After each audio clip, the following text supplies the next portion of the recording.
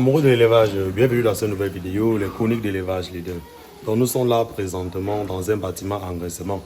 Donc nous avons suivi la construction du bâtiment, l'approvisionnement en porcelaine et le suivi. Donc présentement dans cette petite vidéo, nous allons vous donner quelques petits conseils sur l'engraissement des porcs. Parce que vous devez savoir que l'engraissement des porcs est une activité économique aussi fortement rentable.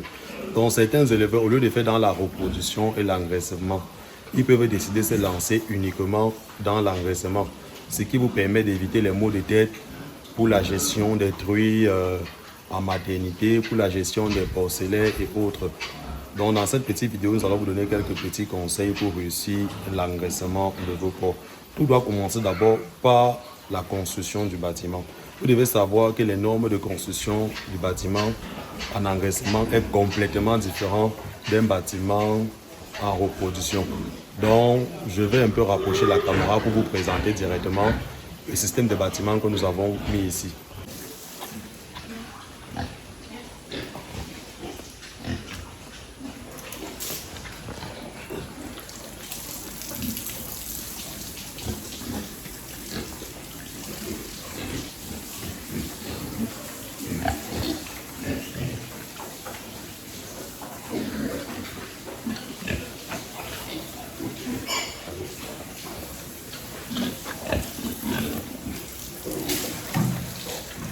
Oui, donc ici c'est un bâtiment que nous avons fait uniquement pour les porcelaines nouvellement sevrés. Donc comme vous pouvez observer là, donc, nous avons fait de très grandes loges. Donc nous avons divisé avec le matériel provisoire.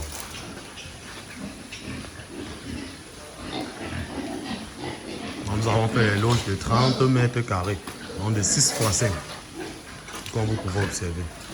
Et les animaux, ils sont complètement à l'aise à l'intérieur.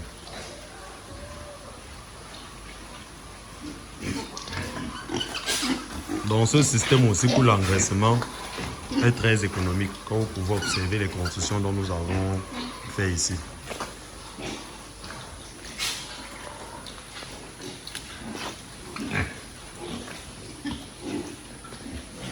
Très simple et très pratique. Vous devez savoir que la réussite de votre élevage porcin, et plus particulièrement l'engraissement, dépend aussi du type de bâtiment que vous allez mettre sur place. Parce qu'en engraissement, vous devez savoir que les animaux sont très agités aussi. Donc ce que nous avons prévu ici, nous avons prévu les loges de 20 mètres carrés. Mais si vous avez suffisamment d'espace aussi, vous pouvez prévoir les loges de 30 mètres carrés, donc de 6 x 5, c'est toujours très bien en engraissement. Nous allons vous présenter dans le second bâtiment que nous avons construit.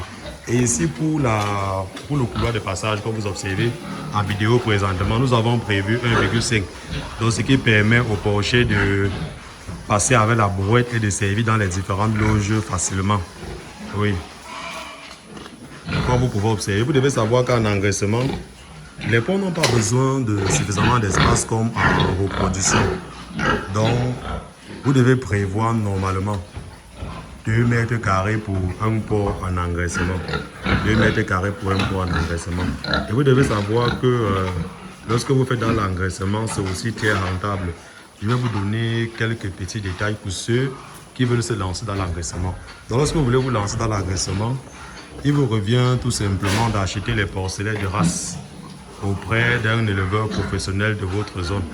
Parce que j'insiste surtout sur les porcs de race. Parce que ce sont ces porcs de race qui ont une vitesse de croissance rapide et un indice de consommation très appréciable. Eh, réveillez-vous! Le site de votre élevage engraissement dépend aussi de la qualité d'eau que vous allez donner au sujet. Donc nous vous conseillons généralement, étant donné que les porcs sont nombreux dans une loge, nous vous conseillons de mettre le système de pipette en place. Comme vous pouvez observer là, le système que nous avons mis ici sur place, pour que les animaux s'abreuvent facilement. Parce qu'ils doivent consommer une eau de qualité. Et il y a uniquement la pipette qui peut leur donner une eau de qualité. Parce que là, c'est différent du type où les abreuvoirs sont au sol, les porcs défèquent à l'intérieur et l'hygiène n'est pas respectée. Donc pour une meilleure hygiène, il est préférable d'installer les pipettes dans votre porcherie. Que vous voulez construire votre bâtiment d'engraissement, vous devez mettre un accent particulier au niveau du sol. Donc vous devez respecter la pente Et vous devez éviter de couler, de lisser le sol. Parce que lorsque vous lissez le sol, les animaux vont beaucoup glisser. Et lorsque vous respectez la pente, c'est à votre avantage parce que vos loges seront toujours propres. Vous devez savoir qu'en engraissement, un éleveur doit gagner au moins 60 000 sur un porc de 100 kg. Et lorsque vous avez les porcs de race, il est facile pour vous d'avoir 100 kg en 7 mois. Imaginez par exemple si vous avez 50 porcs, 100 porcs, 300 porcs, que vous avez lancé en engraissement et que vous gagnez le minimum possible, 60 000 par porc. Vous voyez déjà que vous faites une très grande marge bénéficiaire en un petit temps record. Il est aussi important de savoir que même les 60 000 que vous gagnez sur un porc de 100 kg en engraissement, c'est le minimum possible.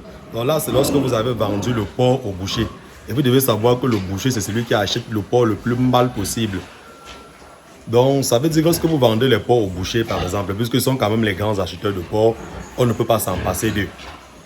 Lorsque vous voulez vendre vos porcs au boucher, ils prennent le poids carcasse à 80%. Ça veut dire que lorsque vous avez un porc de 100 kg, ils considèrent 20% comme les déchets et 80% comme le poids carcasse. Ça veut dire qu'ils prennent les porcs, ils font pas 0,8 et ils ont le poids définitif de vos porcs.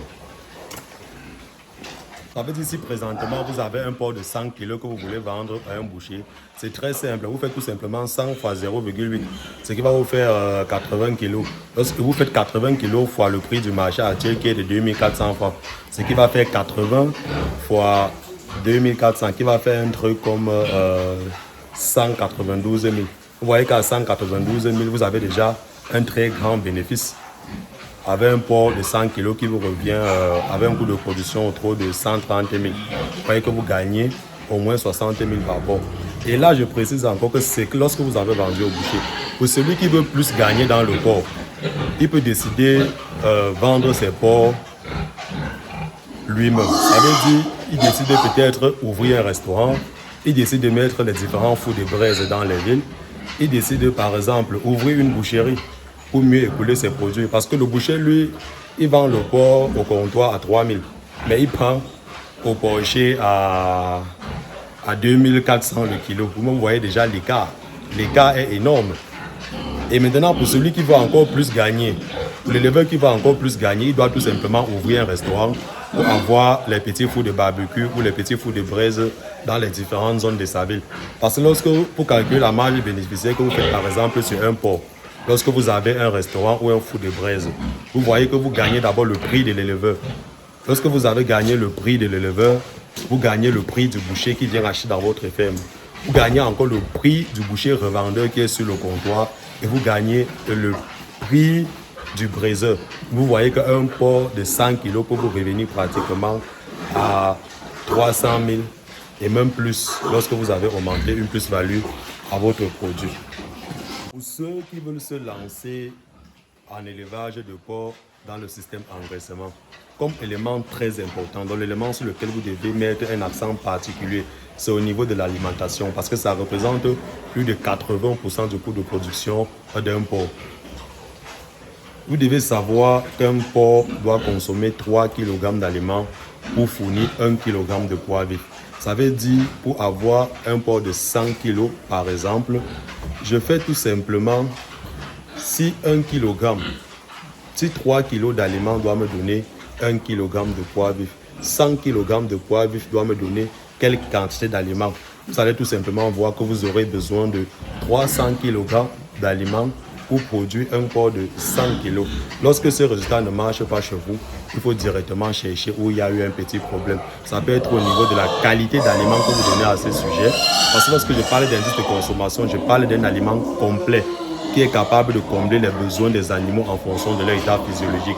Ça peut être au niveau de la race que vous avez, ça peut être au niveau de la biosécurité, de la prophylaxie et autres. Une remarque importante aussi pour ceux qui veulent se lancer dans l'engraissement. Vous devez avoir plusieurs loges pour distinguer les mâles, les femelles et en fonction de l'âge aussi. Parce que dans chaque loge, on doit avoir les animaux au même gabarit. Par exemple, comme vous observez ici, ça veut dire que s'il y a une autre vague, ils doivent aller dans une autre loge. Et vous devez respecter le même gabarit et le même sexe. Parce que si vous mélangez les femelles et les mâles, vous aurez le vagabondage sexuel dans votre ferme. Ce qui va faire que vous ne saurez plus effectivement quelle truie est gestante, quelle truie n'est pas gestante. Et ça engendrera vraiment un désordre total. Donc nous vous conseillons de construire plusieurs loges. Pour ceux qui évitent généralement ça et qui font dans l'engraissement, ils peuvent procéder à la castration des sujets. Donc là, vous aurez la possibilité de mélanger les mâles et les femelles de différents âges. Mais si vous ne voulez pas castrer vos sujets, comme de nos jours, plusieurs éleveurs n'aiment plus la castration parce que ça donne beaucoup de gras aux porcs. Donc si vous faites dans l'engraissement et que vous castrez vos porcs, il est bien vrai, ils vont grandir rapidement, mais ils vont développer beaucoup de gras. Et les bouchers, présentement, n'aiment pas la graisse. Ils n'aiment pas la graisse, ils n'aiment pas les porcs gras. Ils aiment les porcs avec une peau très fine.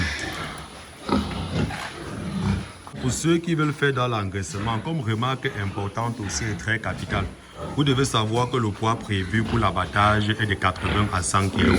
Donc le poids max doit être normalement de 100 kg. Ça veut dire que si dans votre ferme, vous avez un porc de plus de 100 kg, ça veut dire tout simplement qu'il n'est plus rentable. Ça veut dire là, c'est déjà un reproducteur. Je m'explique. Vous devez savoir que les porcs, normalement, à plus de 100 kg, la quantité d'aliments qu'ils consomment est énorme. Et lorsqu'ils consomment cet aliment, ce n'est plus pour grandir normalement comme lorsqu'il était encore jeune. Ça veut dire que la majorité de cet aliment se convertit plutôt en gras. Et comme j'ai dit précédemment, vous devez savoir que les bouchers et le marché local n'aiment pas les porcs gras. Donc, raison pour laquelle vous devez sortir vos porcs entre 80 et 100 kg pour mieux rentabiliser votre élevage d'engraissement. Vous devez aussi savoir qu'en engraissement, pour éviter les porcs trop gras, vous devez réduire la quantité d'énergie que vous mettez dans votre alimentation. Et vous devez respecter la ration journalière de chaque porc en fonction de son état physiologique, donc en fonction de son âge. Un porc, par exemple, en engraissement de 30 kg ou 40 kg n'aura pas une même consommation qu'un porc de 60 à 70 kg. Donc vous devez respecter les quantités d'aliments. Pour ceux qui veulent se lancer dans l'élevage des porcs, n'hésitez surtout pas de nous contacter. Nous sommes disponibles à vous accompagner dans la réussite de votre projet d'élevage. Donc, que ce soit pour la construction du bâtiment, que ce soit au niveau de l'alimentation, que ce soit au niveau d'un devis ou d'un montage de projet, n'hésitez surtout pas de nous contacter. Pour ceux aussi qui ont besoin d'une formation pratique directement à la ferme, n'hésitez surtout pas de nous contacter. Pour ceux qui ne sont pas dans la ville ou qui ont besoin d'une formation en ligne, nous avons déjà effectué plusieurs formations en ligne. Donc n'hésitez surtout pas de nous contacter. Même en ligne, vous pouvez suivre vos formations. Si vous êtes nouveau sur cette page, n'hésitez surtout pas de vous abonner et de cliquer sur le bouton de notification qui affichera. Parce qu'ensemble, nous allons construire ce beau monde. Élevage leader, une nouvelle vision de l'élevage pour l'Afrique. Ciao.